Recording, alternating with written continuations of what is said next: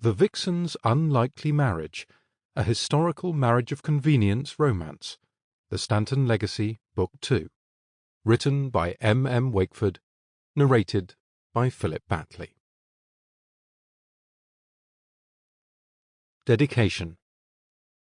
Dedicated to A, my wonderfully nerdish other half, who puts conventional men in the shade. Preface. This is a historical novel written for a mature audience.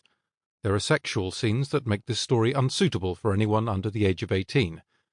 Please also be aware that this novel includes scenes that describe the death of a close family member and scenes of a traumatic birth.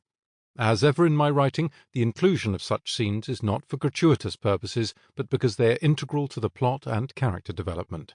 Please trust, however, that there will be a happy ending for the two main characters. Chapter 1. Ohio, September 1860. She nudged open the stable door and stepped inside. All was quiet except for the occasional snuffle of the horses. It was over an hour since they had been brought back into their stalls for the night. They had been rubbed down and fed, their water trough filled. Nobody would be coming back here until morning.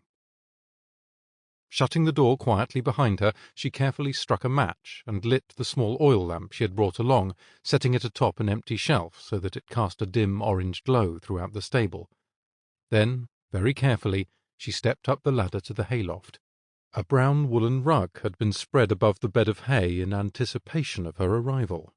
She smiled. Good old Jimmy. She began to undress methodically, unbuttoning her dress and pulling it above her head. Beneath it she wore only a shift and a pair of stockings held up by a garter. These she removed too, leaving her pale, naked body gleaming like an alabaster sculpture in the dull light. It was a pert body, its youthful curves subtle yet noticeable. Her breasts were tipped by dusky pink nipples that tightened and pebbled in the slight chill of the evening. Dark blonde curls nestled upon her mound, only a fraction darker than the curls on her head. She lowered herself to the rug, leaning upon her elbows, and waited.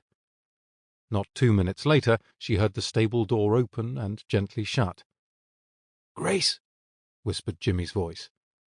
"Up here," she responded quietly. She heard his boots cross the stable floor to the hayloft ladder and his quick steps climbing up. He paused as he reached the top, his eyes finding her spread naked on the rug. For a long moment he simply stared at the wondrous...